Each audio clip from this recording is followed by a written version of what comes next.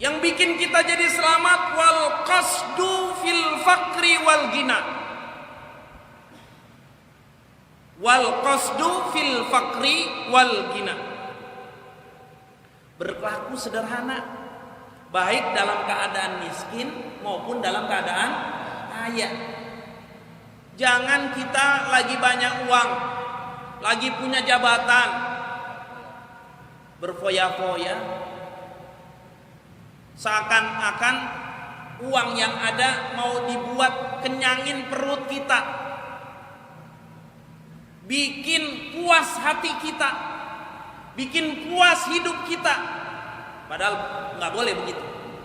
Kalau kita mau selamat, kalau kita lagi nggak punya uang, kalau kita lagi keadaan kaya, tetap harus hidup sederhana. Tetap harus hidup sederhana. Lagi banyak uang beli mobil 10. Lagi banyak uang gak pernah makan di rumah, makan di restoran terus. Lagi banyak uang, apa saja dibeli. Tidak boleh. Walaupun lagi banyak uang, ingat, hidup kita tetap sederhana. Bagaimana? Tadi kata Nabi, wal qasdu fil fakri wal gina. Hidup sederhana, baik dalam keadaan miskin maupun kaya. Bagaimana orang miskin? Emang udah sederhana hidupnya? Ada, Pak. Orang miskin hidupnya berfoya-foya, ada. Orang miskin hidupnya mengada-ngada, ada. Dengan kemiskinannya dia berbuat jahat. Dia rampok orang. Dia begal orang. Dia buat nista. Dia melakukan hal yang haram buat muasin hawa nafsunya. Ada tidak? Ada. Sudah hidupnya dia kurang, lalu dia merasa dia harus seperti orang itu, harus punya mobil, harus punya rumah, harus punya motor, harus hidup makan enak. Sedangkan hidup dia serba kekurangan, lalu dia jalan pintas ambil dengan cara melakukan kejahatan. Kita orang-orang yang miskin, katakan, cukuplah kita sederhana. Apa yang sudah kita kerjakan lewat tenaga kita, apa yang sudah kita kerjakan lewat kaki kita, dari pagi kita keluar rumah mencari nafkah, dapat 1 liter, seakan-akan belum bisa memenuhi target kita untuk beli lauk pauknya. Nasi yang kita makan itu udah cukup menurut pandangan agama. Bahkan Allah akan menjadikan lauk pauknya nanti di akhirat lebih banyak dari hayalan kita di dunia. Sudahlah, kita memang orang gak punya, gak usah menghayal seperti orang-orang lain. Punya mobil mewah, makan di restoran. Jangan.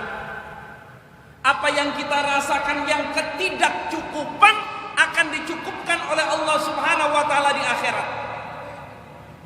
Apa yang kita rasakan kurang, Allah akan penuhi di akhirat.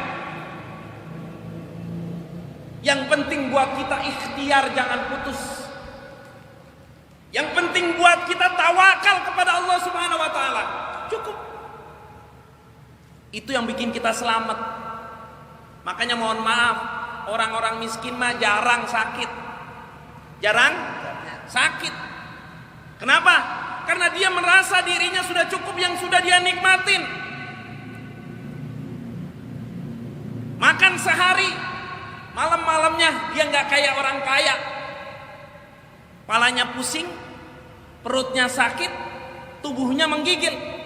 Kalau orang miskin, mohon maaf, kalau udah sekali kena nasi, perutnya Allah kasih kenyang sampai sore. Itu udah jaminan Allah.